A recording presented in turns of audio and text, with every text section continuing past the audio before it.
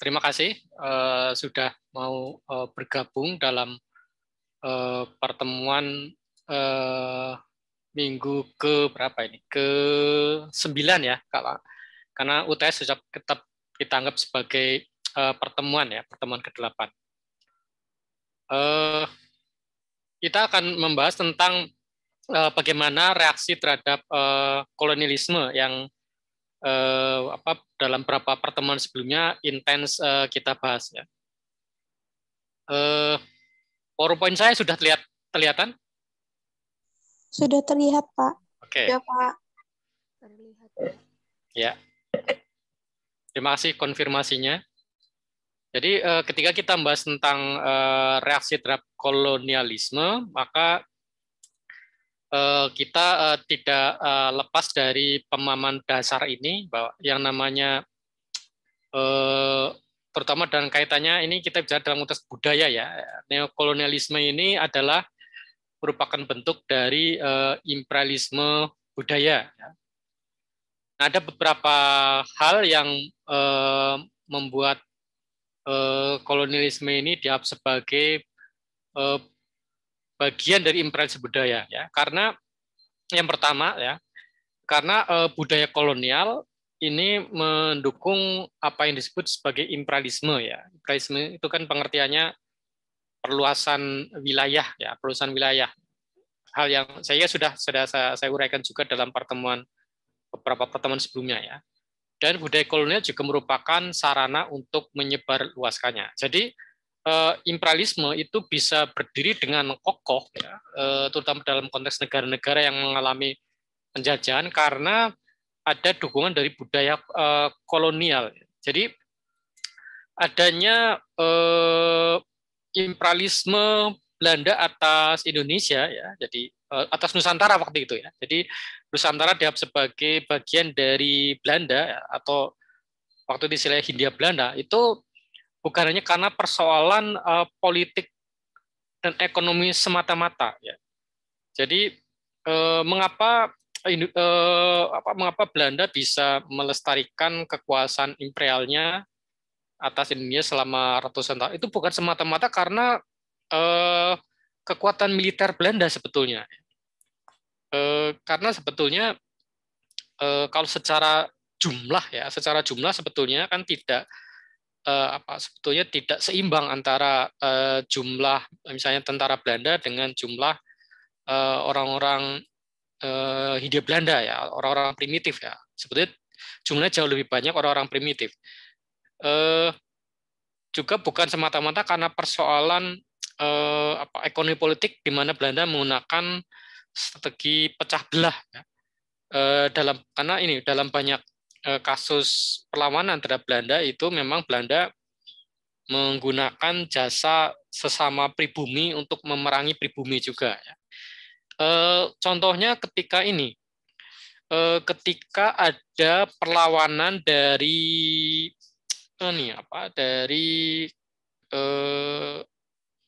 Kesultanan Yogyakarta ya terhadap Belanda ya.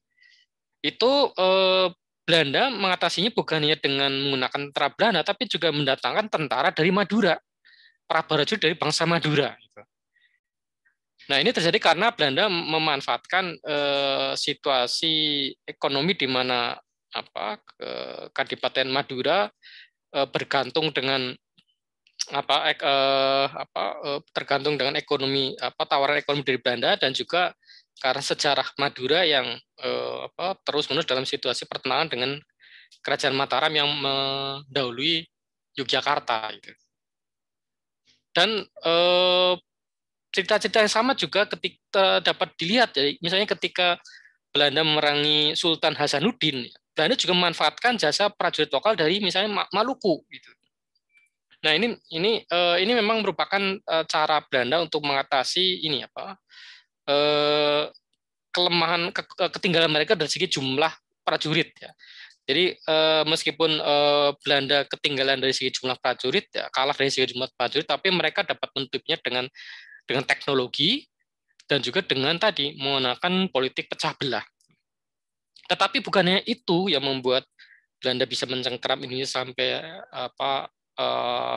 beberapa abad, ya, yang buat mereka bisa mencengkeram itu budaya kolonial yang mereka sebarluaskan, di mana Belanda menganggap diri mereka sebagai orang-orang yang beradab, sedangkan orang-orang Hindia Belanda dianggap sebagai orang-orang yang perlu diperadabkan. Dan bahkan budaya kolonial juga jadikan sebuah saran untuk menyebarluaskan kekuasaan Belanda ini.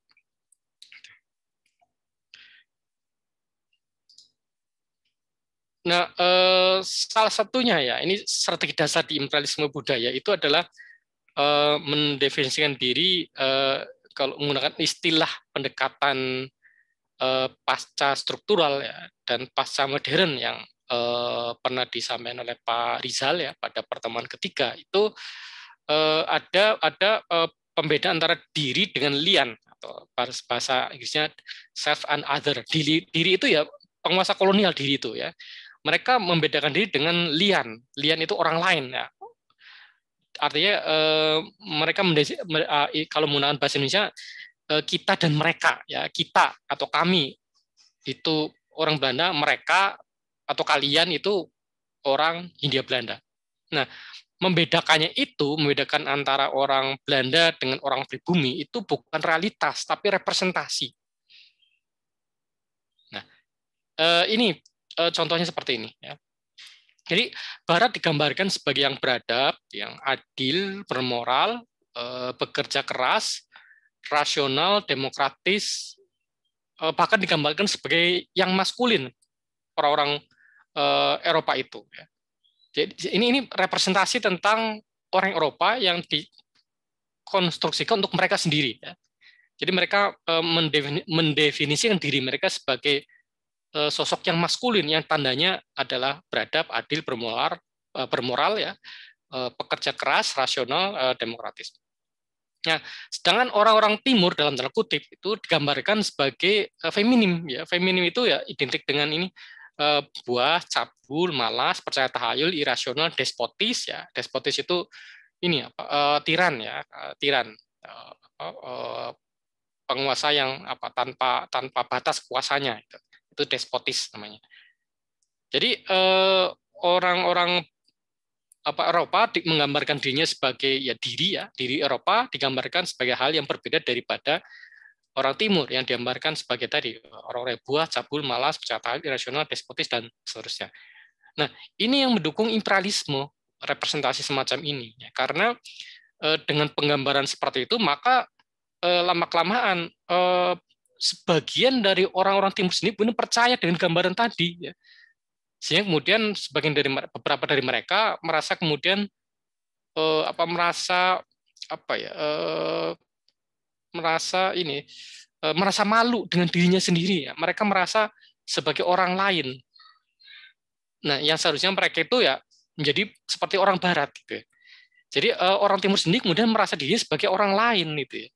Karena adanya representasi semacam ini, jadi mereka merasa ternyata bangsa saya bangsa yang malas, ya. Bangsa saya bangsa yang cabul, irasional dan seterusnya. Nah kalau begitu saya malu lah jadi bangsa Timur, saya malu lah jadi orang Jawa, ya. Saya ikut Belanda saja lah, saya niru Belanda saja. Nah ini pandangan seperti ini juga muncul di Hindia Belanda pada masa itu, ya, ketika representasi tentang orang-orang Eropa yang beradab, adil, bermoral, bekerja keras, rasional itu disebarluaskan ya, melalui media, melalui pendidikan dan seterusnya. Jadi ketika orang-orang pribumi itu mengenyam pendidikan modern, alih-alih orang-orang pribumi itu menjadi percaya diri, mereka justru merasa rendah diri karena kemudian lewat pelajaran-pelajaran di sekolah modern yang guru-gurunya orang Belanda, orang-orang pribumi mendapatkan representasi ini, mendapatkan gambaran seperti itu, mendapatkan menerima pandangan seperti itu dari guru-guru mereka yang Belanda bahwa mereka itu orang-orang pribumi itu ya tadi buah, sabul, malas. Jadi mereka kemudian malu terhadap dirinya sendiri. Hanya lama-kelamaan banyak di antara orang-orang pribuminya kemudian menyerap identitas Belanda itu. Ya, salah satu contohnya ini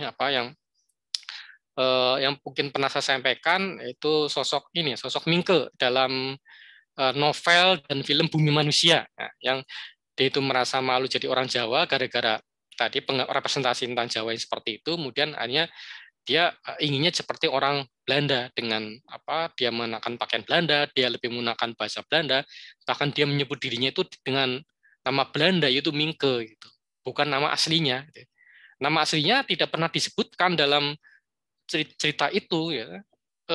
Kalau kalian menonton film itu ya, film Bumi Manusia itu kan tidak pernah dia menyebut dirinya dengan menggunakan nama Jawanya, ya. Selalu dia menyebut dirinya sebagai dengan nama Belandanya itu Mingke itu tadi. Gitu. Kalau dia punya nama pribumi, gitu, yaitu Tirto Adi Suryo sebetulnya itu. Tapi sepanjang film tidak pernah disebutkan dan bahkan dalam novelnya selama 4 novel itu tetralogi Bumi Manusia itu juga pernah disebutkan namanya, gitu, nama Jawanya. Karena Mingke sendiri menganggap tadi bahwa dia ada merasa malu sebagai menjadi orang Jawa yang oleh Belanda dianggap itu seperti ini gambarannya ya. Cabul, malas, percaya tahayul, irasional dan seterusnya. Dan itu yang membuat kekuasaan Belanda menjadi terus-menerus ya sampai berabad-abad pertahanan kekuasaan Belanda ya, karena ini sebetulnya ya. Memang penjajahannya ya cara Belanda menaklukkan kerajaan-kerajaan di Nusantara dengan cara kekuatan militer dan dengan menggunakan strategi divide et impera, memecah belah. Tetapi cara mereka melestarikan kekuasaan kolonial ya, dengan menggunakan representasi seperti itu. Nah, imperialisme budaya juga disebut sebagai neokolonialisme karena dia didukung oleh kekuasaan ekonomi ya, di mana satu budaya mendominasi kebudayaan lainnya. Ya. Jadi mengapa kemudian Belanda ini dapat dikatakan bahwa ada dukungan kekuasaan ekonomi? Karena ini misalnya orang-orang Jawa yang dipekerjakan ya, orang-orang Jawa ini begini penjelasannya. Jadi bagi orang-orang Jawa atau orang-orang Hindia Belanda yang terdidik ya, atau orang-orang pribumi terdidik itu mereka menerima representasi tentang diri mereka melalui sekolah. Ya. Tetapi orang-orang pribumi yang tidak mengalami pendidikan, yang tidak mengenyam bangku sekolah, mereka tetap menerima representasi diri mereka sebagai tadi buah, cabul, malas, percaya, tayul, rasional dan seterusnya itu melalui situasi ketergantungan ekonomi mereka, gitu. Yaitu ketika banyak orang-orang Belanda atau orang-orang Eropa lainnya atau orang-orang Indo-Eropa yang mempekerjakan orang-orang pribumi sebagai pembantu di rumah mereka. Nah, mereka juga terpapar itu, terpapar representasi. Kalau kita menggunakan istilah terpapar virus atau apa ya. Terpapar virus representasi diri mereka sendiri sebagai tadi yang cabul, malas, percaya tahayul dan seterusnya. Nah, mereka bisa menjadi terpapar itu karena ada ketergantungan ekonomi, karena mereka itu karena Belanda itu banyak menjarah sawah rakyat, maka banyak rakyat yang tadinya buruh tani menjadi tidak bisa bekerja. Nah, di saat seperti itu orang Belanda menawarkan pekerjaan sebagai pembantu rumah tangga. Sebagai tukang kebun, sebagai tenaga keamanan di rumah orang-orang Belanda dan seterusnya. Artinya di sini imperialisme budaya yang tercipta lewat representasi orang Timur seperti tadi, gambaran seperti itu ya, seperti yang saya gambar di atas itu juga didukung oleh kekuasaan ekonomi dari orang-orang Belanda yang menciptakan tadi ketergantungan dari orang-orang pribumi. Nah, ini kita juga dalam membahas ini kita juga mengambil menggunakan teorinya Foucault ya, terkaitan antara pengetahuan dan kekuasaan. Di mana stereotip tentang orang-orang di luar Eropa itu didukung oleh kajian ilmiah gitu ya. Jadi stereotip yang tadi disampaikan ya tentang bahwa orang-orang pribumi itu tadi malas, bodoh, percaya tahayul itu didukung oleh kajian ilmiah gitu. Nah, kajiannya seperti ini.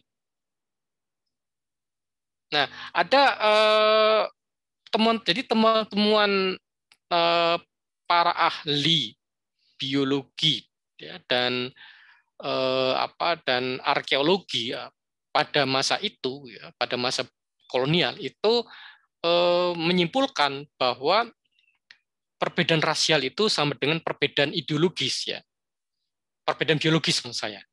Artinya perbedaan suku itu yang kemudian menciptakan pembedaan-bedaan berdasarkan ras orang di negara-negara yang mengalami penjajahan itu karena secara biologis memang berbeda antara orang-orang, misalnya ini kalau bahasa Afrika, orang-orang Afrika dengan orang-orang Eropa.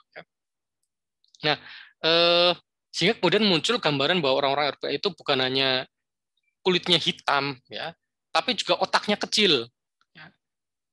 Nih, otaknya kecil dan berdasarkan petunjuk dari gigi geraham, mereka mengatakan orang Afrika itu savage atau savagery, ada savagery atau buas atau liar karena mereka melihat berdasarkan temuan mereka atas tengkorak orang-orang Afrika yang mereka temukan, mereka katakan oh orang Afrika ini sukanya ini apa? Ada yang suka kanibal gitu ya, makan daging manusia ya. Nah, dengan teman-teman mereka mengatakan oh berarti memang berbeda antara orang Afrika dan orang Eropa ya. Jadi berdasarkan temuan itu kemudian melihat ciri-ciri itu makanya mereka katakan ya oh ya pantas saja orang-orang Afrika ini memang perlu dijajah karena mereka itu otaknya kecil, artinya itu bodoh dan liar atau buas. Buktinya ini berdasarkan petunjuk Gigi Graham, mereka itu sukanya juga makan daging manusia ya. Jadi perlu diperadabkan memang orang Afrika ini. Sudah kulitnya hitam, bodoh, buas atau liar itu ya.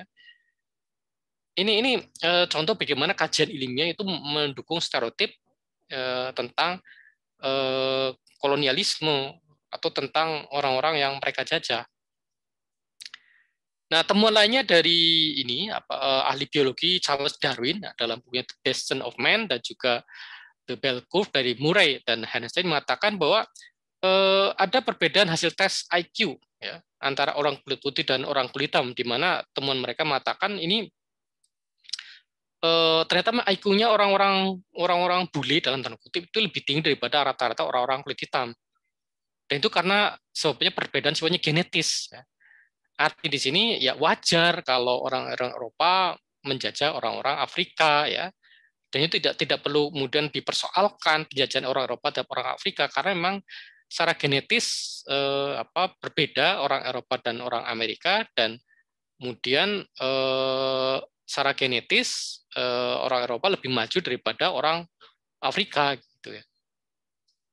Nah, terbukti dari tadi hasilnya perbedaan perbedaan hasil tes IQ ya. Jadi ini saya kira satu bentuk apa yang disebut sebagai orientalisme ya. Jadi kalau kita menggunakan perspektifnya Edward Said ini dikatakan sebagai orientalis ya, kajian-kajian yang sifatnya orientalis, yaitu kajian-kajian yang mendukung kolonialisme yang dasarkan pada stereotip rasial, stereotip etnis terhadap orang-orang pribumi yang dijajah oleh orang-orang Eropa. Ini juga satu ilustrasi atau contoh dari apa yang disebut sebagai imperialisme budaya ya. Jadi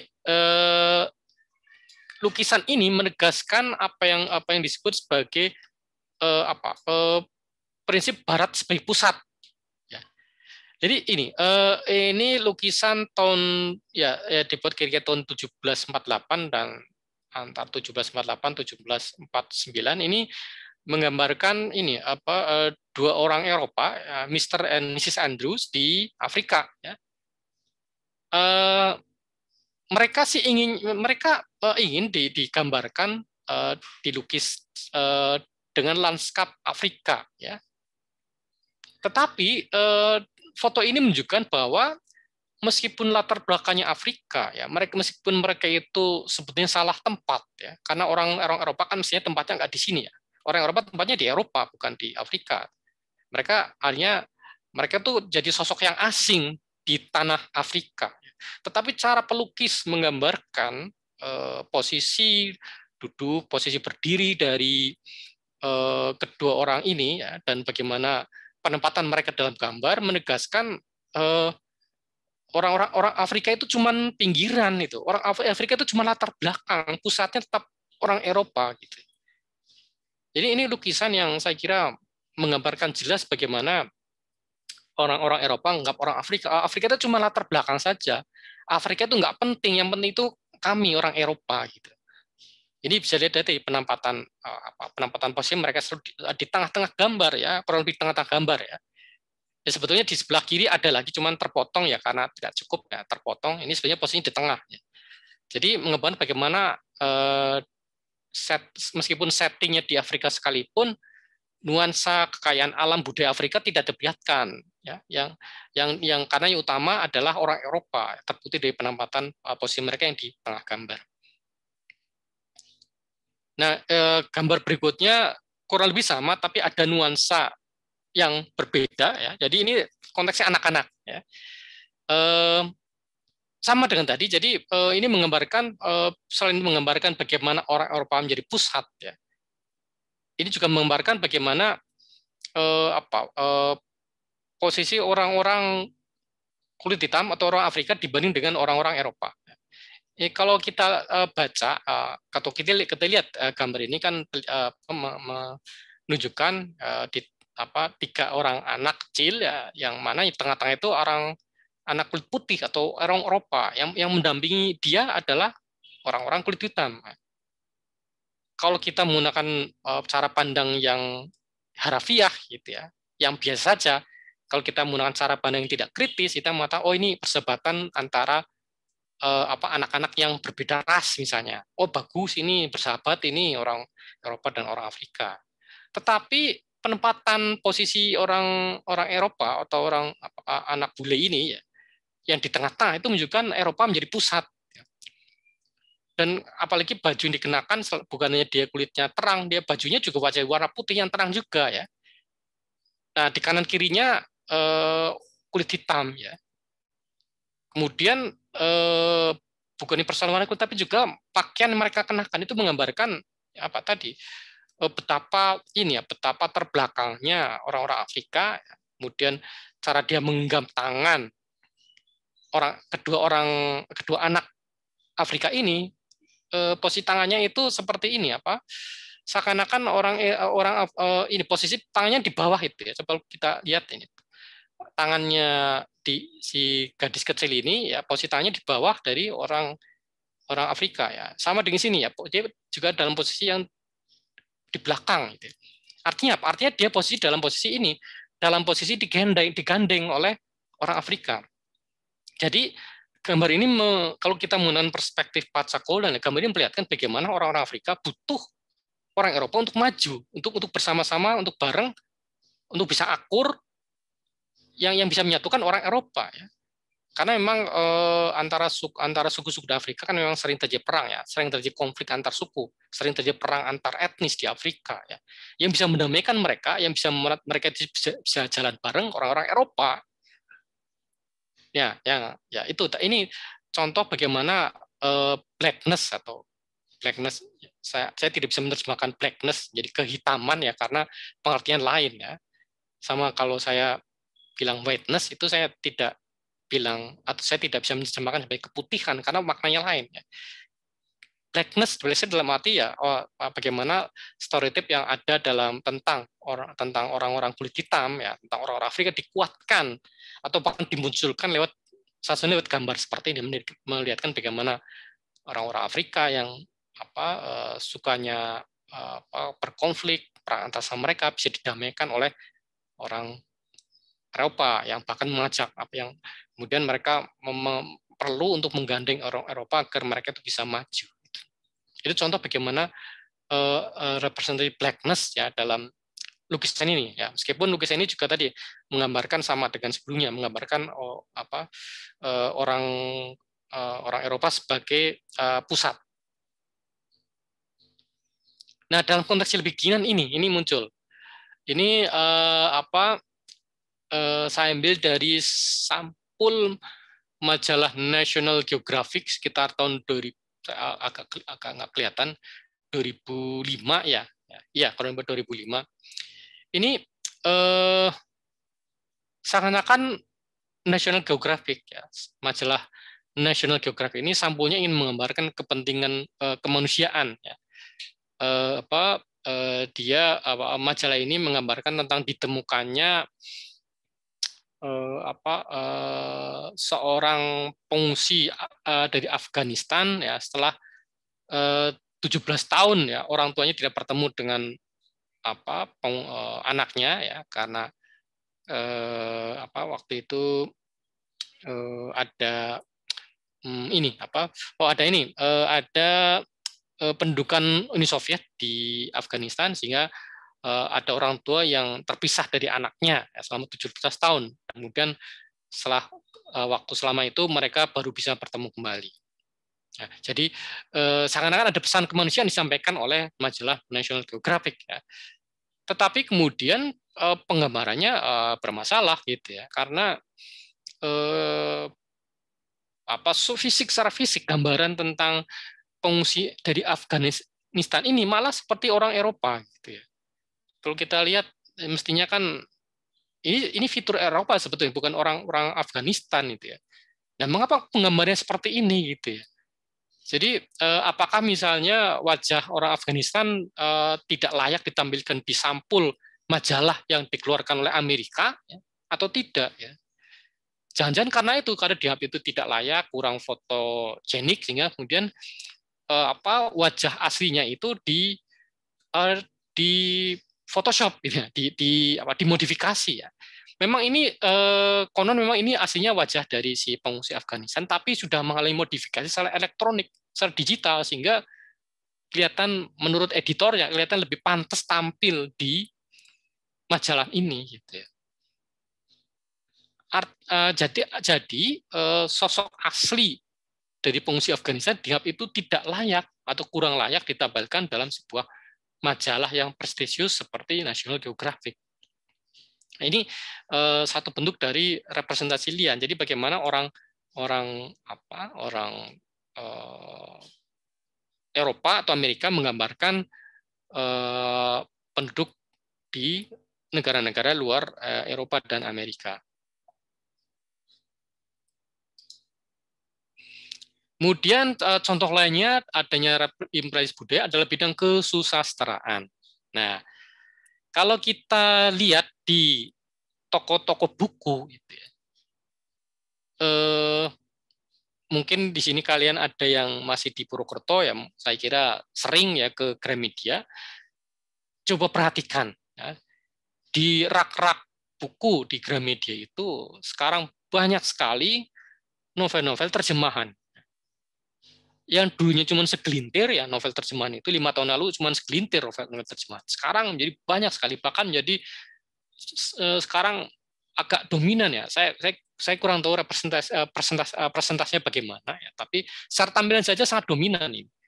Meskipun novel-novel lokal itu juga banyak, tetapi entah mengapa kalau saya selalu merasa ini kok ya jumlah novel terjemahan lebih banyak dari novel orisinil ya. Mengapa seperti itu gitu ya? Mengapa yang banyak didistribusikan yang direproduksi dan distribusikan justru novel-novel atau karya-karya sastra dari negara lain gitu. Dan itu laris gitu. Seperti novel-novelnya Stephenie Meyer misalnya yang terkenal dengan serial Twilight. Nah, saya kira sudah nonton semua ya serial Twilight ya, yang mengembalikan percintaan antara manusia dengan vampir. Nah, kemudian dia mengeluarkan karena itu dia sebagai novel yang laris ya. Kemudian ketika Stephenie Meyer itu mengeluarkan novel baru, kemudian langsung diterjemahkan dalam bahasa Indonesia dan itu waktunya sangat singkat. Jadi novel The Chemist ini terbit di sananya ya di Amerika itu bulan Oktober November ya 2020 kemarin, bulan kemarin ya bulan-bulan ya kemarin ya Maret ya itu sudah keluar itu novel terjemahannya itu cepat sekali. Artinya di sini ya, mengap ini seperti tidak percaya diri ya penerbit ini, mereka kok merasa akan lebih laris kalau yang mereka terbitkan adalah novel-novel terjemahan. Sama ketika novel Crazy Rich Asian itu sukses ya tahun 2016 ya. Kemudian tahun 2017 dibuatkan filmnya. Ini kemudian setelah terbukti sukses, kemudian Gramedia menerbitkan terjemahannya. Ya. Jadi tren penerbitan juga menggambarkan bagaimana bentuk imperialisme budaya. Dan ini promosinya besar-besaran. Ya. Baik The Chemist maupun Crazy Rich Asian itu dipromosikan besar-besaran. Nah, seperti novel-novel lokal ya, novel-novel ditulis oleh penulis-penulis lokal itu malah kurang dipromosikan. Kecuali kalau memang orangnya memang sudah terkenal duluan itu ya. Tapi kalau yang penulis itu belum terkenal itu kurang dipromosikan. Nah, ini adalah contoh imperialisme dari budaya dari segi kesusastraan. Nah, dengan upaya untuk menyebarkan identitas kolonial yang sifatnya hegemonis ya. Tadi saya gambarkan bagaimana orang Jawa itu merasa malu jadi orang Jawa sehingga kemudian mereka ingin jadi orang Belanda. Itu adalah bentuk apa yang disebut hegemoni identitas kolonial. Nah, ada beberapa cara yang disebutkan oleh Homi Bhabha dalam konteks menantang identitas kolonial. Ini sudah saya cantumkan dalam referensi itu buku-buku dari Homi Bhabha dan tentang Homi Bhabha. Ya. Tapi coba saya rangkum di sini. Jadi ada 3 cara, yaitu ambivalensi, mimikri budaya kolonial, dan apa yang disebut sebagai hibriditas. Yang pertama adalah ambivalensi. Ya. Jadi ketika bangsa penjajah hadir di negara atau masyarakat yang mereka jajah, mereka meskipun hadir dalam setting yang berbeda, tetapi mereka tetap ingin mencoba menegaskan identitas yang stabil. Artinya mereka tidak ingin sama dengan penduduk sekitar, mereka tetap ingin menunjukkan ke Eropaannya. Orang Eropa ketika mereka hadir di negara-negara yang negara yang mereka jajah, mereka tetap ingin menunjukkan bahwa mereka itu orang Eropa. Ini loh, gue loh orang Eropa. Ya. Orang Belanda juga sama. Ketika orang Belanda itu pindah dari Belanda ke Hindia Belanda dan kemudian bermukim, bahkan kemudian beranak pinak ya, di Hindia Belanda, mereka tetap ingin menunjukkan identitas mereka yang stabil, yaitu identitas Belanda. Yaitu salah satunya dengan ini. Nah, rumah kolonial. Keberadaan rumah kolonial ini, keberadaan rumah-rumah bergaya kolonial di negara-negara koloni atau negara-negara jajahan itu bukan hanya agar mereka itu bukannya mereka itu tetap merasa homey ya, homey itu merasa tetap di rumah ya, walaupun mereka itu di masyarakat yang asing, mereka di negara yang asing, mereka ingin tetap merasa di rumah ya. Adanya rumah-rumah dengan setting kolonial tujuannya bukan hanya membuat mereka sendiri itu merasa nyaman di tempat yang asing, tapi juga menunjukkan bahwa mereka itu berbeda daripada penduduk pribumi. Mengapa mereka bikin rumah desainnya tetap desain seperti di Belanda? Mengapa tidak mengambil desain seperti di Jawa? Mengapa mereka tidak menggunakan model rumah Jawa ketika mereka tinggal di Jawa? Mereka tetap menggunakan model kolonial seperti sebelum sini ya. Sebelah kiri itu potret rumah orang Belanda di Bogor, misalnya. Kalau sebelah kanan ini potret rumah orang Belanda di Banyumas, bukan Banyumas, Kalibagor, di sekitar itu kan banyak rumah-rumah kolonial. Ini masih ada sampai sekarang ya, walaupun sekarang tak berpenghuni ya. Padahal rumahnya masih bagus tapi tidak berpenghuni, masih bagus bentuknya ya. Jadi kita mungkin bisa bertanya-tanya mengapa rumah bagus kok nggak ada penghuninya ya, karena mungkin ada penghuni yang lain ya.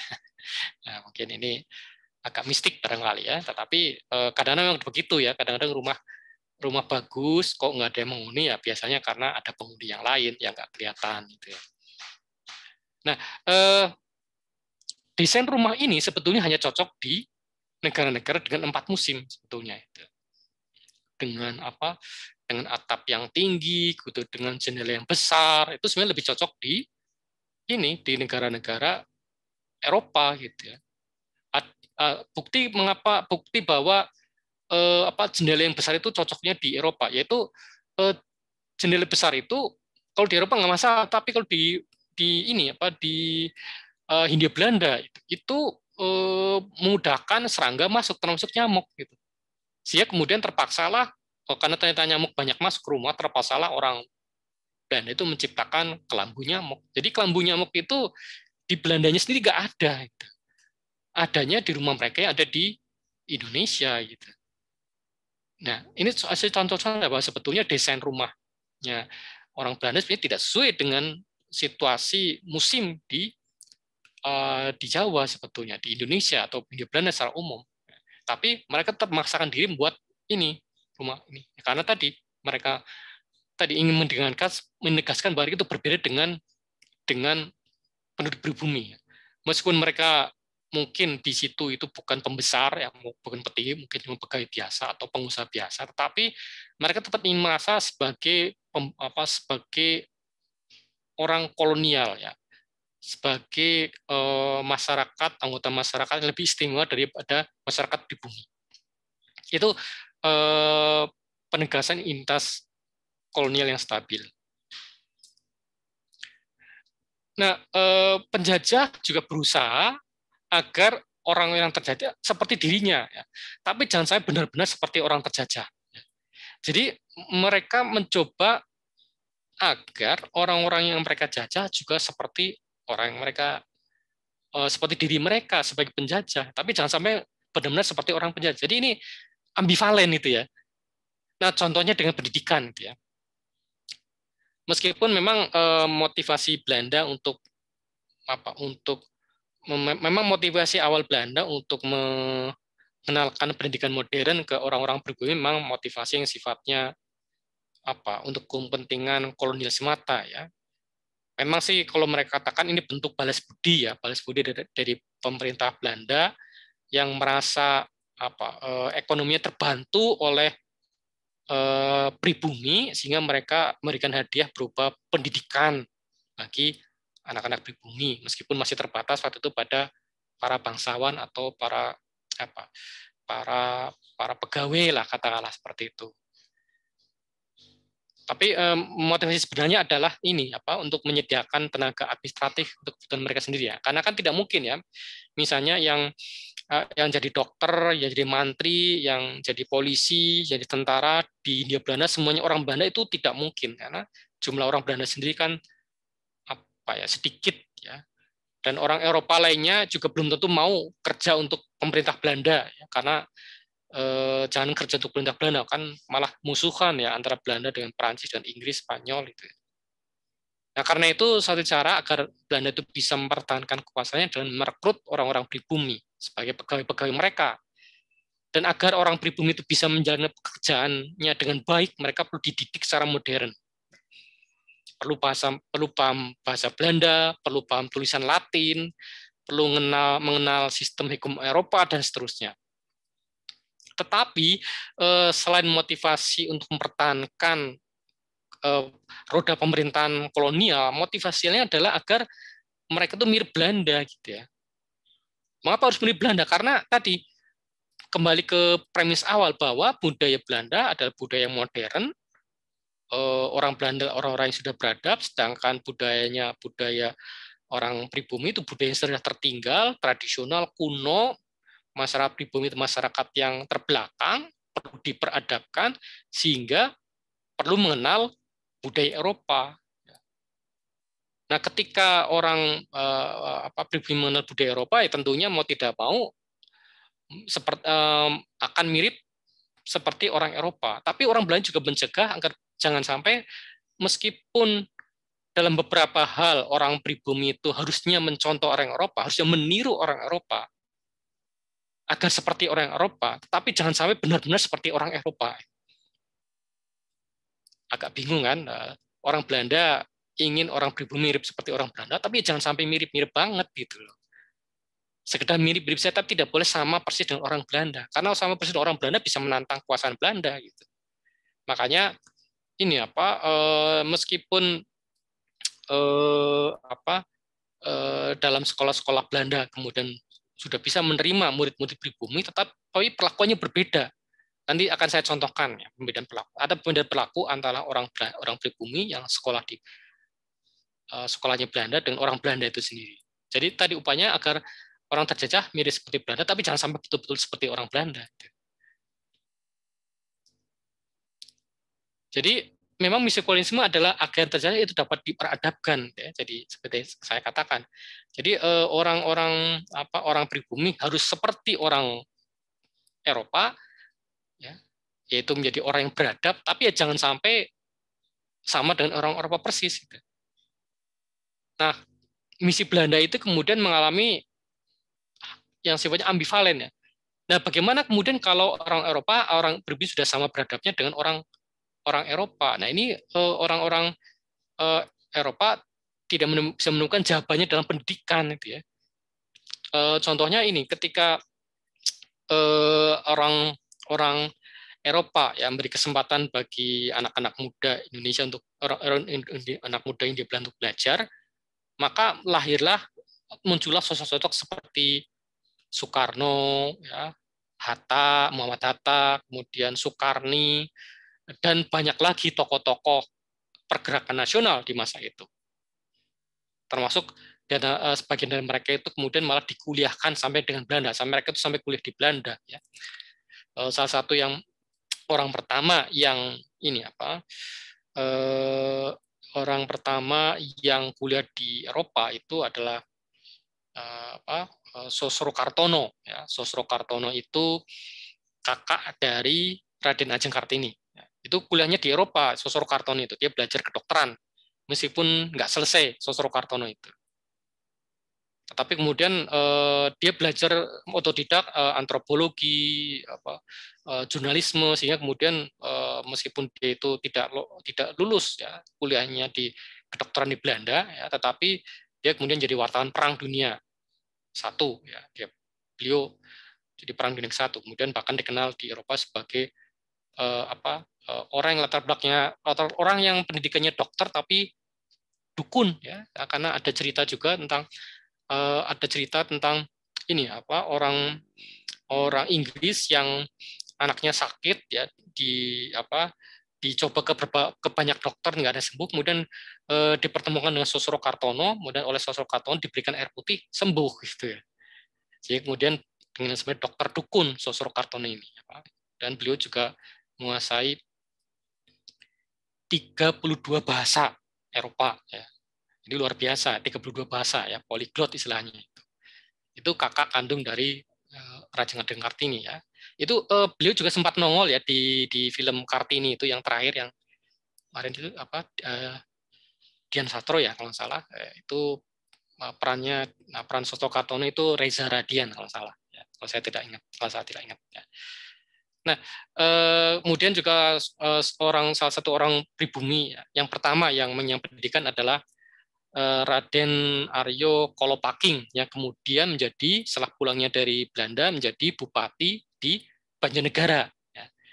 Dari Bupati Banjarnegara ini kemudian muncullah orang-orang seperti Raden Wirya Arya Atmaja yang mendirikan Bank Rakyat Indonesia yang namanya jadikan sebagai nama jalan di Purwokerto. Kemudian ada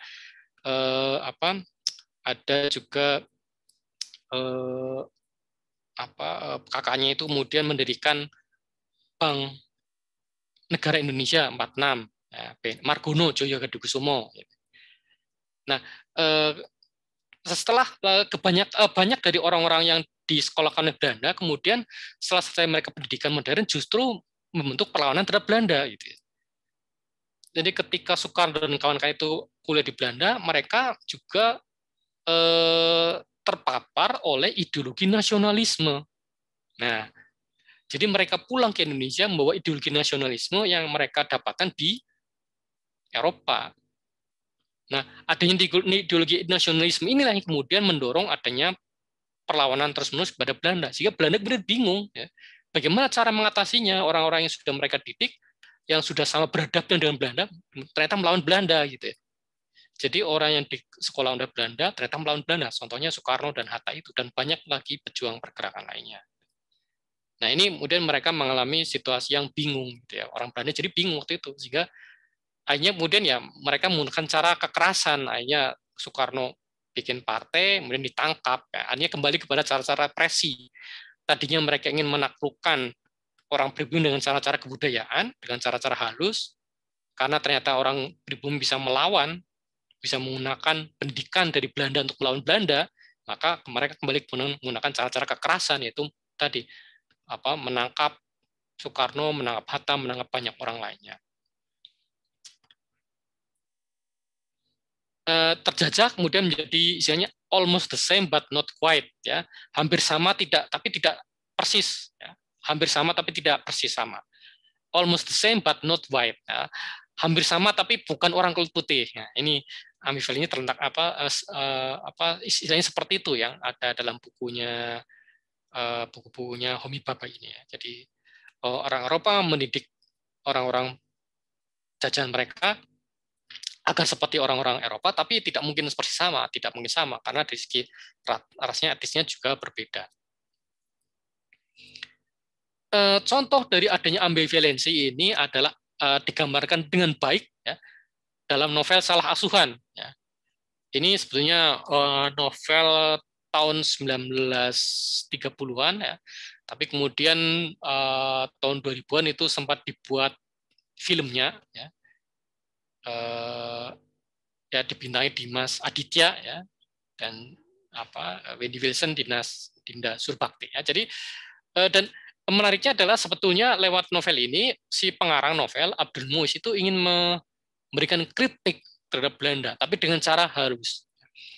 Oh ya, Abdul Muiz ini adalah kakek atau kakek ininya ya, saya lupa kakek buyutnya dari Harvey Muiz. Nah, Harvey Muiz ini adalah suami dari ini Sandra Dewi. Nah, jadi suaminya Sandra Dewi yang bintang iklan sinetron itu masih cucu atau cicitnya dari Abdul Muiz ini. Sastrawan terkenal di masa lampau. Nah, novel Salah Asuhan menggambarkan sosok orang Palembang, ya, orang Minang ya, orang Minang yang semenjak kecil dididik secara Belanda ya. Jadi dia ini kan diceritakan orang tuanya kan sudah meninggal ya, yatim piatu, Hanafi namanya, masalah Hanafi. Kemudian dia dibesarkan oleh mamanya itu paman ya atau uak ya, mamanya atau pamannya itu yang pegawai Belanda, ya, kemudian dia dididik secara Belanda juga ya, disekolahkan di tempat Belanda dan seterusnya. Nah, dia setelah dia itu menikmati pendidikan Belanda, dia kemudian menjadi semakin lama semakin meninggalkan tradisi Minang ya. Dia mengadopsi gaya hidup Belanda ya. Dia selalu mengenakan pakaian Belanda ya, dia tidak suka mengenakan pakaian khas daerahnya sendiri, dia juga tidak semakin lama semakin meninggalkan atau semakin tidak menggunakan bahasa Minang. Kemudian gaya hidupnya yang lain termasuk dia suka minum dan lain itu ya meniru Belanda. Bahkan sampai dengan pilihan hidupnya dia menikahi gadis Indo-Eropa ya. Padahal tadinya dia sudah ketika dia itu orang tuanya masih hidup ya, sebelum dia dititipkan ke mamanya, dia itu sudah punya pilihan hati yaitu sama gadis Minang. Tapi setelah dia dibesarkan oleh mamanya secara Belanda, sekolah dengan gaya Belanda, dia memilih orang Indo-Eropa ya. gadis Belanda, gadis turunan Belanda juga. Bahkan lebih jauh lagi, dia memiliki status hukum disamakan dengan Eropa. Dia sampai kemudian mengubah namanya menjadi nama Belanda, ya. Saya lupa namanya, Hanafi jadi siapa, jelas kemudian dia mengubah namanya jadi nama Belanda, dan kemudian dia melamar sebagai warga negara Belanda gitu. Namun kemudian ternyata meskipun dia sudah menerapkan gaya hidup Belanda, dia sudah dalam tanda kutip hampir menjadi orang Belanda, tapi hidupnya malah tidak bahagia. Istrinya orang Belanda sakit-sakitan, kemudian meninggal. Kemudian dia ingat lagi pujaan hatinya yang dulu, ternyata sudah menikah dengan orang lain. Ya. Hanya dia dengan sengsara. Kemudian mamanya juga ternyata dia tidak mewarisi harta dari pamannya itu, gitu. Hanya serba sengsara. Dan ketika dia itu mencoba untuk pindah ke Belanda karena merasa sudah menjadi warga negara Belanda, ditolak gitu ya. Jadi kemana-mana ditolak. Dia tidak dianggap sebagai orang pribumi, tapi juga tidak dianggap sebagai orang Belanda. Hidupnya berakhir tragis. Ya. Nah, novel ini nadanya sebenarnya ini mengkritik Belanda bahwa menjadi orang Belanda tidak membuat orang itu bahagia. Bahwa budaya Belanda mengakibatkan kesengsaraan bagi masyarakat pribumi. Itu sebenarnya pesan yang ingin disampaikan oleh Abdul Muiz dalam novel Salawasan ini. Artinya kolonialisme tidak bawa kebahagiaan, tidak seperti yang dikatakan oleh orang-orang Belanda. Kan orang Belanda mengatakan orang pribumi harus bersyukur bahwa mereka itu dijajah oleh Belanda, ya, karena membuat hidupnya lebih baik, lebih sejahtera, mengenal pendidikan modern, lebih beradab. Tapi ternyata kalau dari novelnya Abdul Muiz, ya, tidak bahagia dijajah Belanda itu. Ya. Nah, makanya kemudian ini sebetulnya salah satu dari sekian banyak sebetulnya beberapa kritik halus disampaikan oleh penulis novel terhadap Belanda. Karena dia tidak mungkin cerita tentang perlawanan terhadap Belanda, tidak mungkin, ya pasti ditangkap. Ya. Makanya dia cerita perlawanannya dilakukan dengan seperti itu. Nah, ini semua dia sebagai asal asuhan ya. Jadi seharusnya ya orang Minang ya diasuh dengan cara Minang, bukan diasuh dengan cara Belanda. Makanya kemudian judulnya adalah salah asuhan. Ini salah asuhan. Orang pribumi kok diasuh dengan cara Belanda gitu ya. Dan sekali juga ini mengkritik para bangsawan pribumi yang memang waktu itu membesarkan anak-anaknya dengan cara Belanda. Kemudian cara yang kedua adalah dengan mimikri. Nah, jadi kalau kita gambarkan perlawanan atau respon dari masyarakat terjajah terhadap penjajah itu sebetulnya kan ada banyak ragamnya. Ya.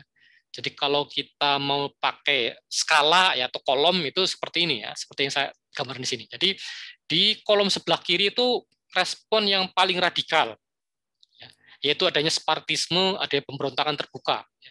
Misalnya apa yang dilakukan oleh misalnya masyarakat Aceh ya. Jadi meskipun masyarakat Aceh pada akhirnya ya pada tahun 1880-an atau 90-an pada akhirnya berhasil menjajah kerajaan Aceh ya. Tapi sebetulnya sampai dengan Belanda itu angkat kaki dari Jepang, sebetulnya perlawanan rakyat Aceh terhadap Belanda itu tidak pernah selesai sebetulnya. Jadi ada yang mengatakan sejarawan ada yang mengatakan sebetulnya rakyat Aceh dari dulu sampai dengan tsunami itu selalu melakukan perlawanan gitu. Cuman sampai dengan tahun 1940-an itu melawan Belanda dan Jepang. Setelah itu tahun 50-an yang dilawan adalah pemerintah Republik Indonesia yang tidak menghargai perjuangan rakyat Aceh gitu ya. Sehingga kemudian rakyat Aceh menuntut merdeka dari Indonesia, dan itu baru berhenti tahun 2004 setelah adanya tsunami. Tapi itu contoh bagaimana itu salah satu respon yang paling keras terhadap kolonialisme, yaitu adanya Spartisme, adanya pemberontakan terbuka.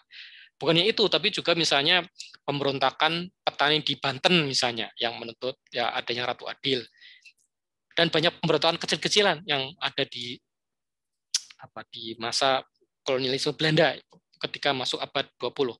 Termasuk pemberontakan dari PKI, Partai Komunis Indonesia. Ya. PKI itu kan tahun 26 memberontak pada Belanda, gitu. Mengangkat perang kepada Belanda. Meskipun langsung gagal ya, karena mereka tidak cukup persenjataannya, pengikutnya belum cukup banyak, sudah berani mengobarkan perlawanan terhadap Belanda. Ya. Tapi bahwasannya PKI itu mengangkat perang terhadap kolonialisme itu menunjukkan bahwa orang-orang sosialis itu memang tidak mau kompromi dengan kaum kolonialis gitu ya. Berbeda dengan orang-orang seperti Soekarno-Hatta yang mau kompromi, ya, mau mengikuti peraturan Belanda dengan misalnya membuat partai, membuat perkumpulan dan seterusnya. Itu kan sebenarnya itu kompromi sebetulnya. Tapi kalau orang-orang sosialis komunis yang ada dalam PKI tahun 26 itu melawan Belanda meskipun gagal. Kemudian di ke sebelah kanannya adalah perlawanan budaya, ya, sifatnya non kooperatif dan isolasionis. Ini misalnya yang dilakukan oleh masyarakat sedulur sikep. Sedulur sikep itu ini masyarakat yang dikenal sebagai kaum Samin, ya, karena ini masyarakat yang menempati wilayah antara Boyolali dan Pati, ya. Jadi tersebar antara Boyolali dan Pati masyarakat Samin. Saya pernah ke rumah salah satu orang Samin itu tahun 2017 ya, ketika sedang penelitian di daerah sana. Jadi yang dilakukan oleh orang-orang pengikut dari orang yang namanya Samin Suro Sentiko adalah mereka tidak mau membayar pajak kepada Belanda, tidak membayar pajak, tidak mau membayar upeti, dan juga agar mereka itu mandiri daripada kekuasaan kolonial. Mereka itu ya pekerjaannya sampai dulu sampai sekarang itu mengolah tanah, tidak berdagang, tidak jadi pegawai, tapi penghasilan mereka dari dulu sampai dengan sekarang itu adalah menjadi petani, entah itu petani sawah atau petani kebun. Itu contoh perlawanan sifatnya non kooperatif. Mereka tidak mau kerjasama dengan Belanda. Ya, untuk apa mereka mengikuti patuh pada Belanda kalau mereka tidak perlu apa-apa dari Belanda? Gitu ya. Biasanya kan masyarakat desa perlu ini kan, masyarakat yang kooperatif dari Belanda itu kan butuh suatu saluran irigasi yang dibangun oleh Belanda, butuh ini itu dari Belanda, butuh dibangun jalan desa yang bagus, macam-macam. Tapi orang-orang pengikut Samin Suro Sentiko tidak mau, dan karena tidak mau dan tidak menerima apapun dari Belanda, mereka tidak mau kerjasama dengan Belanda gitu. Dan sebaliknya, karena mereka tidak mau kerjasama dengan Belanda, mereka tidak diberikan apa-apa oleh Belanda. Tapi mereka tidak masalah, mereka bisa mencukupi diri hidup mereka sendiri. Mereka cukup hidup dari bertani, berkebun, bersawah. Dan selain itu juga mereka memang punya prinsip-prinsip keyakinan mereka sendiri, ya. Yang utama, yang ini sebenarnya ada unsur-unsur unsur-unsur Hindu Buddha, ya. Misalnya mereka menerapkan prinsip molimo, ya. Yang penting itu orang tidak mabuk-mabukan, tidak minum-minuman, ya, tidak judi dan seterusnya. Sehingga di situ aman. Jadi ibaratnya itu ada teman dosen FIB yang pernah ketika dia ambil S1, dia skripsinya tentang masyarakat Samin. Dia sempat tinggal di sana selama beberapa bulan. Jadi dia cerita bagaimana kalau misalnya kalau ada motor ditaruh di depan rumah, meskipun di situ ada kuncinya sekalipun, tidak akan dicuri. Tidak akan mencuri, tidak ada masyarakat sedulur sikep yang mencuri itu. Kalaupun itu hilang, itu pasti bukan orang lokal, bukan orang setempat, pasti bukan orang Samin, pasti orang dari luar Samin. Itu contoh bagaimana kuatnya nilai-nilai budaya di orang-orang Samin itu sampai dengan sekarang, ya, masih seperti itu.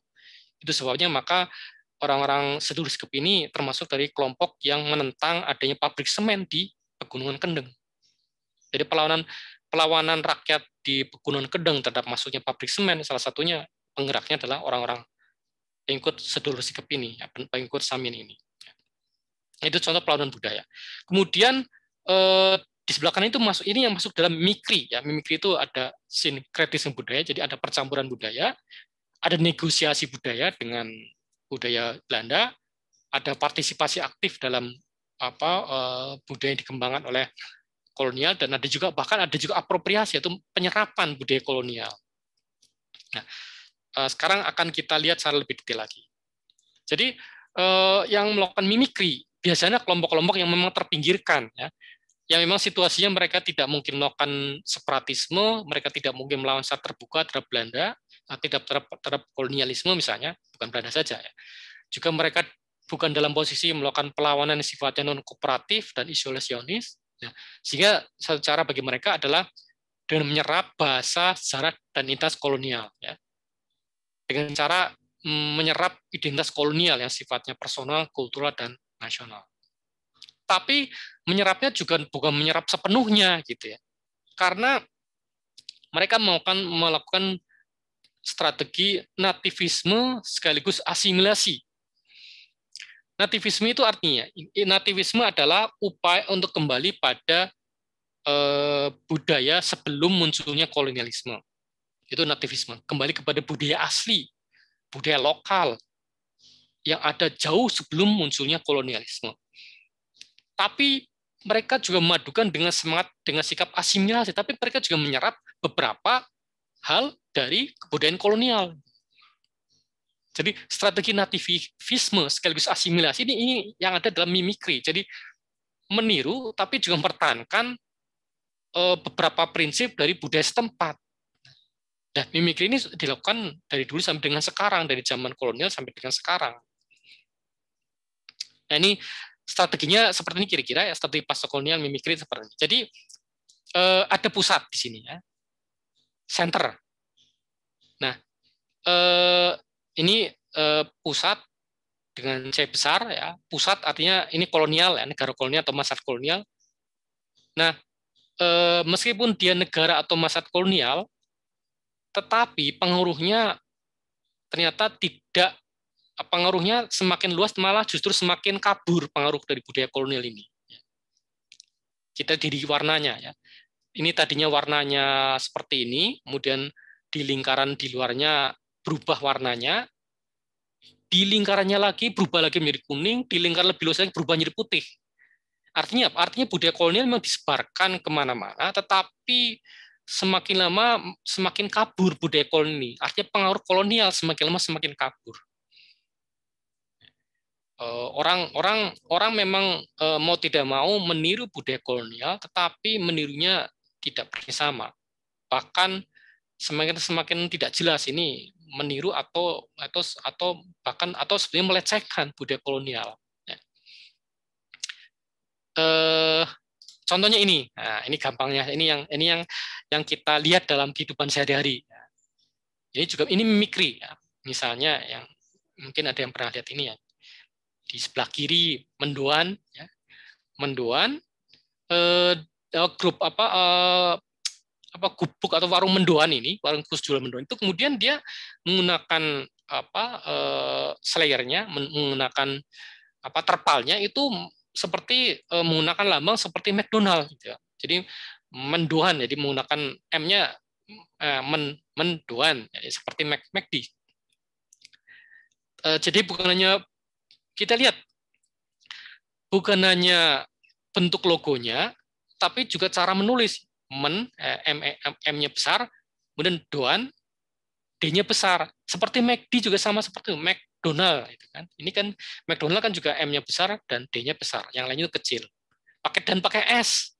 McDonald's kan. Ini mendoans.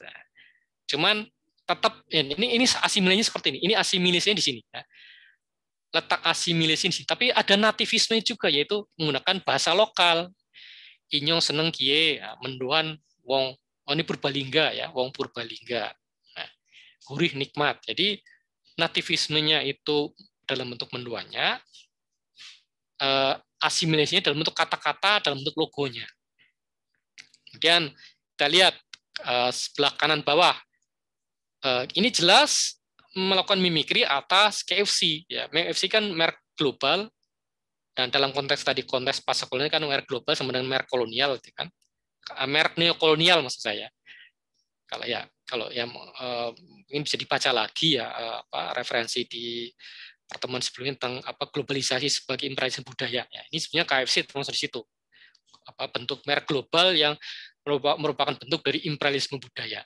Nah, KFC kemudian dibahasakan jadi ini kita lihat ya, dari segi cara orang membuat tulisan kan seperti KFC, tapi ini asimilasinya di sini. Cara menulis, warna tulisan itu kan seperti KFC. Tapi nativismenya juga ada, yaitu bukan KFC tapi QFC. Tulis Kentucky Fried Chicken. Atau yang pernah saya lihat di Grendeng itu ada Kentucky. Ya, Kentucky bukan tulisan Kentucky dalam bahasa Amerika, dalam bahasa Inggris, tapi Kentucky ya, Kentucky, Kentucky ya. Nah, Kentucky atau Kentucky. Nah, ini contoh mimikri itu. Kemudian yang juga ini sempat dipersoalkan secara hukum tahun lalu atau 2019 saya lupa, itu pecel lele lela. Ini karena dipersoalkan karena dia itu meniru merek Starbucks Coffee. Nah, saya yakin ini sudah tahu ya Starbucks Coffee seperti apa. Ya, mungkin juga pernah menyicipi. Ya. Ini meniru. Ini disebut sebagai mimikri. Ya. Jadi ada nativismenya, ya pecel lele makanan khas lokal. Tapi ada asimilasinya, yaitu menggunakan merek global, memang mengapropriasi merek global, yaitu. Nah, lebih lanjut tentang mimikri.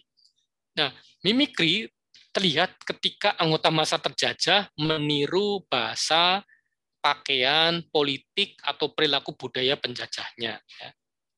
Nah, terkadang ini memang merupakan oportunisme atau kepentingan pribadi, meskipun harus menekan identitas sendiri. Ya. Sebenarnya termasuk yang tadi saya sebutkan, sosok Hanafi ya dalam novel Salah Asuhan itu ya. Itu sebenarnya dia juga melakukan mimikri juga ya. Dia menggunakan bahasa Belanda, dia menggunakan pakaian Belanda, dia meniru perilaku Belanda, tapi menirunya itu untuk kepentingan pribadi sebetulnya. Ya. Dan dalam konteks ini dia menekan identitasnya dia sebagai orang sebetulnya asli Minang itu tekan sedalam-dalamnya. Jadi meskipun dia itu orang Minang asli, artinya dia tidak keturunan Belanda sedikit pun, tidak keturunan Eropa manapun, tapi dia tadi menggunakan bahasa Belanda, menggunakan pakaian Belanda, atau meniru perilaku budaya dari orang-orang Belanda. Ini bentuk oportunisme untuk kepentingannya sendiri ya, agar dia itu bisa naik kelas gitu ya. Nah, namun juga mimikri bisa dilihat sebagai terjadinya inklusi sekaligus eksklusi kelompok sosial. Artinya ketika orang melakukan mimikri, dia itu ingin menjadi bagian atau menjadi bagian dari inklusif kelompok orang Belanda secara eksklusif. Ya. Dia menjadi bagian atau menjadi bagian itu artinya inklusi ya, menjadi bagian dari suatu kelompok sosial tersendiri. Tapi juga dia juga meliankan sesama orang Minang itu yang kasusnya tadi, kasus Hanafi di Salah Asuhan, dia ingin menjadi bagian dari orang Belanda, tapi juga sekaligus ingin keluar atau melakukan eksklusi terhadap kelompok sosialnya sendiri, yaitu orang Minang. Yang terjadi adalah malah justru dia mengalami eksklusi atau disingkirkan baik dari orang Belanda maupun dari orang Minang.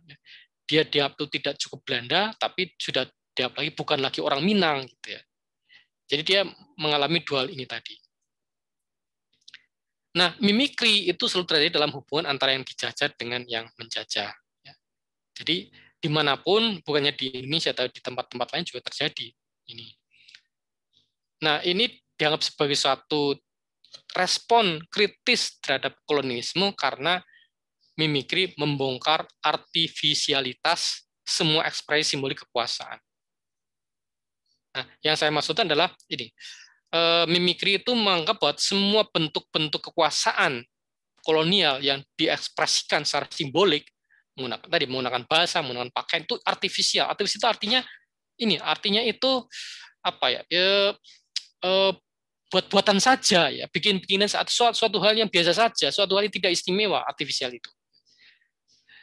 Jadi segala kekuasaan kolonial yang ditampakkan dalam bentuk simbol, pakaian, budaya, politik, pakaian, budaya, bahasa, itu hanya main-main saja, artifisial, main-main saja. Gitu. Bukan suatu hal yang serius sekali, bukan suatu hal yang sangat penting. Artifisial artinya orang manapun bisa melakukan duplikasi, orang manapun bisa meniru gitu. Nah, ini artinya si mimikri ini mengatakan bahwa kekuasaan kolonial itu tidak mutlak. Kekuasaan kolonial itu kekuasaan kolonial itu tidak segalanya. Kekuasaan kolonial itu bisa dilawan kalau orang mau sebetulnya. Nah, mimikri dapat terjadi secara balik ya, koordinatif. Koordinatif artinya ini sebaliknya orang-orang ini apa? Orang-orang penjajah juga bisa melakukan mimikri demi kepentingan mereka sendiri. Ada dua contoh yang menarik yang saya kutip. Nah, sebelah kiri adalah orang namanya James Brandon ya. James Brandon adalah seorang peneliti antropologi yang dia itu ingin mengetahui secara mendalam tentang bagaimana kultur dari masyarakat di Saudi, di Arab, di Jazirah Arab. Nah, dalam konteks dia itu melakukan ingin tahu, ingin punya pengetahuan tentang orang-orang Arab, maka dia going native. Going native dalam arti dia meniru pakaian tampilan orang-orang Arab. Bahkan ketika orang Arab itu melakukan ibadah haji, dia juga ikutan haji. Padahal belum tentu dia itu orang Muslim, tapi dia ikut masuk di situ, ikut masuk dalam rombongan orang-orang Arab dan dari negara-negara lainnya yang melakukan ibadah haji demi pengetahuan agar dia bisa menyalahi betul bagaimana budaya orang Arab dan budaya Islam secara keseluruhan. Kemudian contoh yang kedua, ini dari film Tropic Thunder namanya. Jadi si Robert Downey Jr. ini pemeran Iron Man, ya, Tony Stark ya, atau Iron Man itu dia tampil berperan sebagai orang kulit hitam. Ya.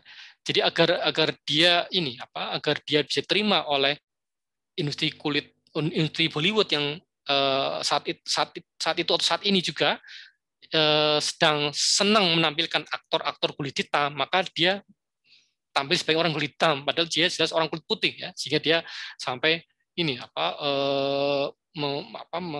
membuat wajahnya jadi hitam ya. Ini kalau orang tidak lihat betul ini nggak akan tahu kalau dia itu sebenarnya orang kulit putih ya. Setelah orang lihat tentu ternyata ini Robert Downey ya, seorang yang sama sekali bukan orang Afrika. Ini juga contoh dari mimikri ya. Ini contoh bagaimana orang-orang Afrika itu meniru cara berpakaian dari orang-orang Eropa. Ini kalau kita lihat gambarnya kaget ini, nyonya dari Eropa kaget, oh itu kok tiru-tiru, padahal ini statusnya pembantunya sebetulnya. Tapi dia meniru-niru orang Eropa. Artinya apa yang dimiliki oleh Eropa, apa yang diperbuat oleh Eropa bisa dilakukan oleh orang-orang Afrika gitu. Jadi inti perlawanannya di situ mimikri itu, walaupun secara sangat halus, tapi di situ bahwa apapun dilakukan oleh orang Eropa, orang Afrika juga bisa meniru, bisa juga melakukan. Apapun dikenakan oleh orang Eropa juga bisa dikenakan oleh orang Afrika. Ini mimikri. Nah, meniru tapi tidak benar-benar sama. Jadi tapi tetap bisa membedakan dirinya dengan orang Eropa, meskipun dia itu berpakaian ala orang Eropa, ya, menggunakan bahasa Eropa, tapi tindak tanduk seperti orang Afrika. Jadi meniru tapi tidak benar-benar sama. Ini bahkan mengarah pada mockery, justru melecehkan budaya Eropa. Jadi meniru tapi juga melecehkan budaya Eropa. Ya. Karena ketika misalnya ada aja satu ketika dia itu meniru tingkah laku orang Eropa, mereka menirunya dalam konteks membuat lucu ya. Jadi tingkah laku orang Eropa itu lucu, tingkah laku orang Eropa itu dapat dibuat bahan tertawaan gitu ya. Jadi yang biasanya yang jadi sebaliknya, biasanya orang Afrika yang menjadi bahan tertawaan orang Eropa, tapi orang Afrika justru melakukan hal yang sebaliknya. Mereka menertawakan orang Eropa dengan cara meniru-niru, tapi dengan tidak sempurna tingkah laku cara orang Eropa bicara.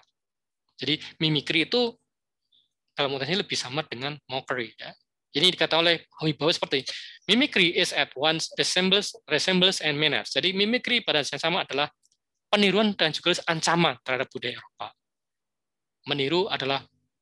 Mimikri adalah meniru sekaligus mengancam budaya Eropa, mengancam dalam arti mengancam kemurnian budaya Eropa, mengancam sentralitas budaya Eropa.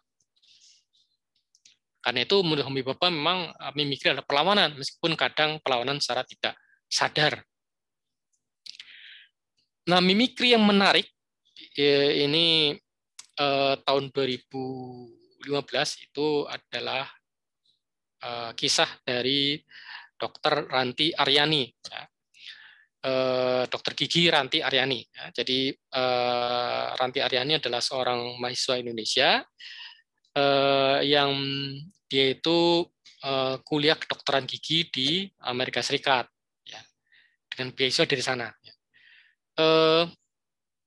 Karena dia merasa karirnya sebagai dokter gigi akan lebih berkembang jika ilmunya diterapkan di Amerika Serikat, maka setelah kuliah di sana dia memutuskan untuk untuk pindah menjadi warga negara Amerika. Ya. Meskipun sampai sekarang dia tetap menyatakan secara kultur saya memang tetap orang Indonesia. Meskipun paspor saya Amerika, tapi secara kultur, secara pribadi saya tetap orang Indonesia. Kalau udah peringatan kemerdekaan, saya juga tetap datang, meskipun paspornya paspor Amerika, bukan lagi paspor Indonesia. Kemudian sampai dia juga menikah dengan orang Amerika. Nah, dia bukannya itu, dia juga bahkan kemudian ketika ada lowongan menjadi dokter gigi di Angkatan Darat Amerika Serikat, dia juga ikut melamar. Nah, ketika melamar jadi dokter gigi di Angkatan Darat Amerika, dan ketika dia mengikuti pendidikan, ternyata dia mengalami diskriminasi karena dia berpakaian seperti ini, karena dia mengenakan jilbab. Nah, sampai-sampai dia kemudian mengalami diskriminasi, kemudian ketika pun dia sudah lulus, dia juga mengalami diskriminasi juga. Kalau misalnya pangkatnya yang tidak naik-naik atau seperti apa, saya agak lupa rinciannya. Yang jelas dia mengalami diskriminasi bukan hanya selama pelatihan, tapi juga selama ketika dia sudah bergabung. Nah, tapi dia melakukan perlawanan dengan cara membuat autobiografi, yaitu tapi pelawannya tidak secara frontal. Jadi dalam buku itu dia selain itu menceritakan bagaimana dia mengalami diskriminasi, tapi juga ceritakan bahwa dia tetap bangga menjadi orang Amerika, menjadi warga negara Amerika. Warga negara Amerika tapi yang berjiwa Indonesia. Dia tulis dalam bukunya ini, In God We Trust, ya. Artinya Amerika seharusnya lebih bisa menghargai keragaman budaya dari orang-orang yang menjadi rakyatnya. Apalagi orang-orang yang bukan hanya rakyatnya, tapi orang-orang yang bergabung melayani negara mereka, itu dengan jadi tentara Amerika. Jadi meskipun secara budaya, secara pribadi, barangkali rakyatnya itu ada yang tetap merasa menjadi bagian dari bangsa lain, itu seharusnya tidak dipermasalahkan oleh pemerintah Amerika. Negara Amerika seharusnya melindungi setiap orang, ya, terutama rakyat sendiri, meskipun mungkin secara pribadi, secara personal merasa bagian dari bangsa lain. Tapi di konstitusi Amerika tidak ada larangan itu, tidak ada larangan dalam konstitusi Amerika bahwa orang rakyat Amerika tidak boleh merasa jadi bangsa lain, tidak ada larangan seperti itu. Jadi tidak masalah juga. Maka seharusnya tidak ada diskriminasi. Jadi autobiografi ini sebenarnya melakukan mimikri, ya. Dia menyatakan diri tetap bangga sebagai warga negara Amerika, ya. In God We Trust ini kan semboyannya Amerika. Tapi dia juga mengkritik juga perlakuan diskriminatif Amerika terhadap warga negaranya sendiri yang berbeda, yang lian seperti dia, ya. Bukannya secara etnis dia berbeda dengan kebanyakan orang Amerika yang jadi tentara, tapi dia juga secara agama juga berbeda, yaitu menjadi seorang sosok muslimah. Ini tentang mimikri. Kemudian terakhir tentang hibriditas. Ya. Nah, dasar dari hibriditas adalah adanya percampuran atau persilangan budaya. Ya. Jadi ketika Homi Bhabha membahas tentang hibriditas, itu selalu bicaranya tentang bagaimana subjek kolonial itu menemukan keseimbangan atribut-atribut Timur dan Barat. Ya. Jadi setiap kali Timur dan Barat itu bertemu, selalu ada perjumpaan budaya, dan itu melahirkan, dalam banyak kasus itu melahirkan persilangan budaya. Nah, ini contoh persilangan yang selalu muncul ketika budaya Barat dan Timur bertemu. Ya. Saya kira kalau yang sebelah kanan itu ini kebangetan kalau nggak kenal, ya. Ini Bruno Mars, ya. Ini Bruno Mars itu orang keturunan Filipina. Jadi meskipun dia itu dieluk-elukan sebagai orang Amerika, ya, oleh orang manapun, tapi dia tetap merasa bangga sebagai keturunan Filipina. Ya. Kemudian sebelah kiri ini adalah Norah Jones, seorang penyanyi jazz. Ya. Norah Jones ini meskipun ibunya Amerika, ya orang orang Kaukasia, tapi ayahnya adalah orang India, namanya Ravi Shankar, seorang pemusik sitar terkenal dari India. Ya.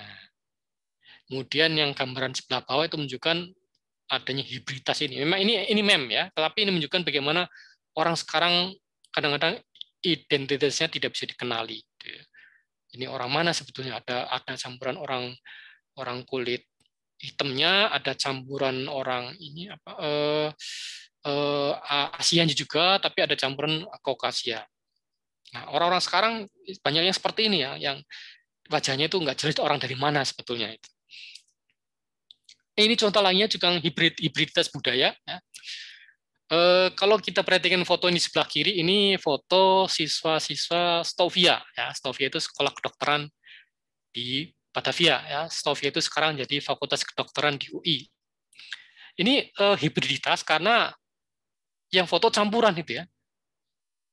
Memang banyakan itu menggunakan belangkon, tapi ada juga yang menggunakan peci, ada yang tanpa tropi, tapi dari segi pakaian ini campuran Belanda dengan Jawa itu ya. Apa atas mereka bagian atas mereka ini ada yang mengenakan apa jas Belanda ala Belanda dan dasi kupu-kupu, tapi bawahnya pakai ini batik ya, jarit ya kalau bahasa Jawa pakai jarit. Apa alas kaki mereka bermacam-macam, ada yang tanpa alas kaki atau alas nyeker, ada yang menggunakan pantalon, ya, ada yang menggunakan sepatu gaya Belanda. Gitu. Kemudian sebelah kanan ini foto dari Sri Sultan Hamengkubuwono ke-8. Nah, seragam beliau itu sudah menunjukkan ada hibriditas. Jadi meskipun beliau adalah Raja Jawa, tetapi pakaiannya seperti pakaian Belanda. Gitu.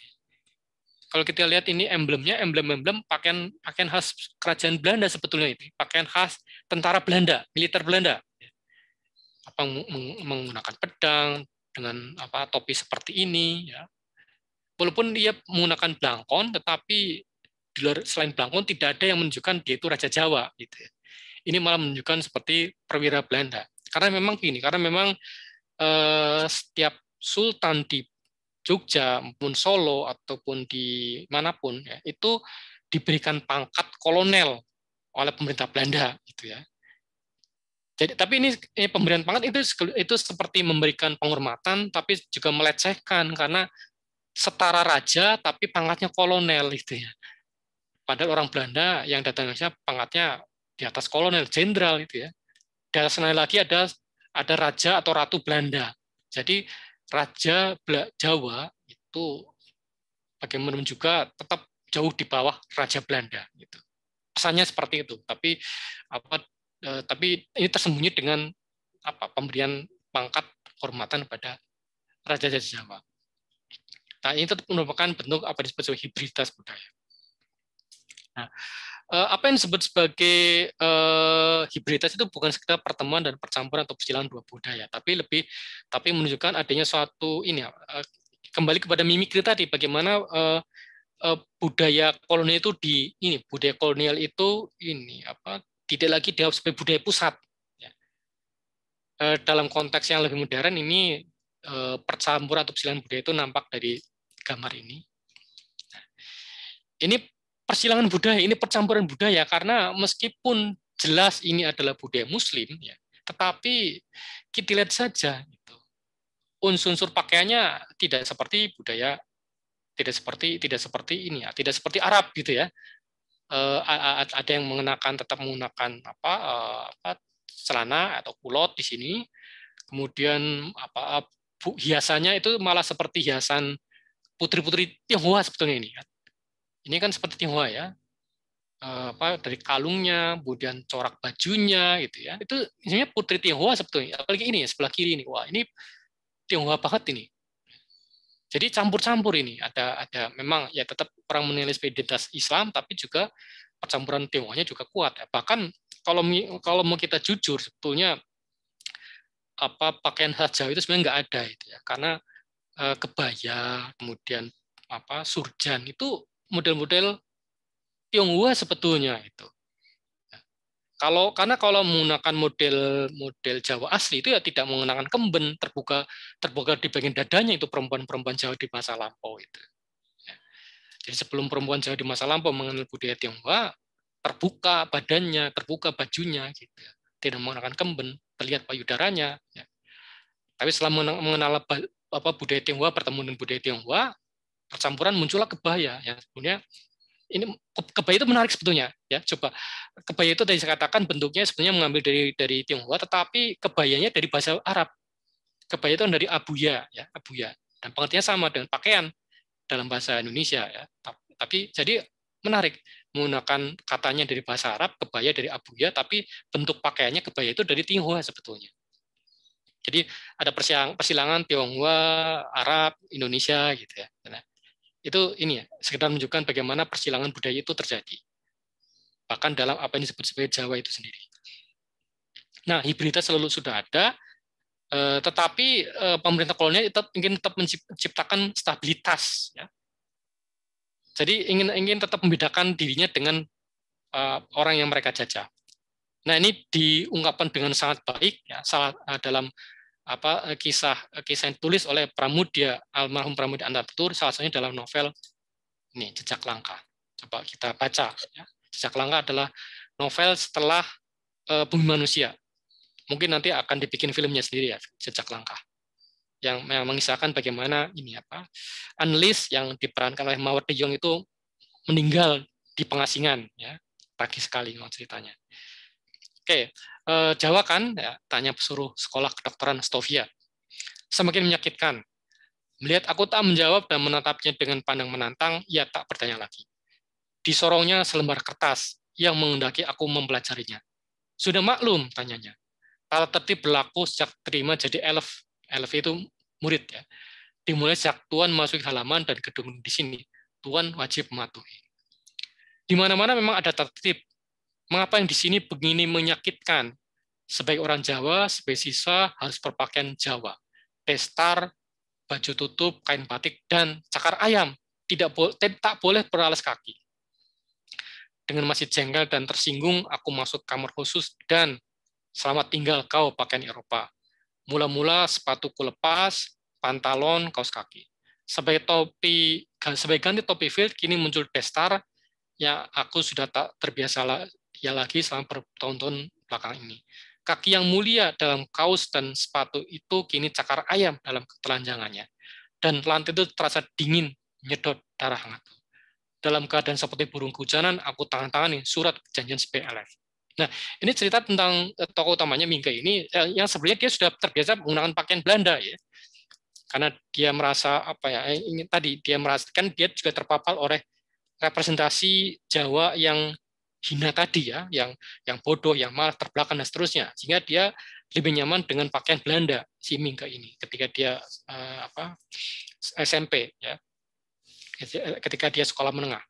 Tapi ketika dia sekolah di kedokteran, ya, dia terpaksa harus kembali lagi jadi orang Jawa. Ya. Dia yang tadinya pakai pakaian Belanda harus dilepas karena kamu orang Jawa nggak boleh pakai pakaian orang Eropa, kamu harus pakai pakaian orang Jawa juga. Padahal dia sudah tidak nyaman jadi orang Jawa. Makanya kemudian selamat tinggal kau pakaian Eropa. Dia terpaksa harus ganti pakaiannya tadinya Eropa jadi pakaian Jawa. Ya. Masa-masa dia sekolah menang itu ketika dia itu bertemu dengan Annelies ya, yang diciptakan di Bumi Manusia. Jadi ketika Bumi Manusia itu sebetulnya usianya Mingke itu usia masih SMA sebetulnya dia, walaupun menikah dengan si Annelies itu. Nah, setelah Annelies meninggal, dia move on ya, jadi dia tidak terbelenggu pada masa lampau, dia move on, dia melanjutkan kuliah ke kedokteran. Nah, kalau kita amati di dalam film Bumi Manusia itu kan dia pakai pakaian Belanda terus gitu kan. Tapi di Jejak Langkah dia terpaksa harus kembali menjadi orang Jawa karena tadi orang Jawa tidak boleh seperti orang Eropa. Nah, itulah cara orang kolonial membedakan dirinya dengan orang pribumi. Jadi orang kolonial sadar bahwa ada proses hibridisasi dan mereka menyadari bahwa hibridisasi, bisa menimbulkan perlawanan, bisa membuat orang Jawa menyerupai orang Eropa, orang Jawa menyamai orang Eropa, dan karenanya khawatir nanti orang Jawa akan bisa melawan orang Eropa. Karena itu maka perlawanan itu harus ditindas sejak awal, yaitu dengan cara mencegah jangan sampai orang Jawa betul-betul mirip dengan Eropa. Caranya tadi yang dilakukan terhadap Mingke di situ. Artinya apa? Artinya secara keseluruhan hibriditas adalah sebuah senjata yang ampuh ya untuk menggoyahkan kekuasaan kolonial. Dan itu orang-orang Belanda, orang koloni juga menyadari sini, sehingga mereka berupaya agar ini jangan sampai orang terjajah sama persis dengan orang yang menjajah mereka. Sehingga mimikri, ambivalens, dan hibriditas adalah sebuah tiga cara yang dapat dianggap sebagai upaya untuk merespons secara kritis terhadap kolonialisme, terutama dalam konteks budaya. Okay. Ya, saya kira itu yang dapat saya sampaikan tentang materi ini, tentang pada pertemuan ke-9 ini. Kalau misalnya ada yang bertanya, saya persilahkan.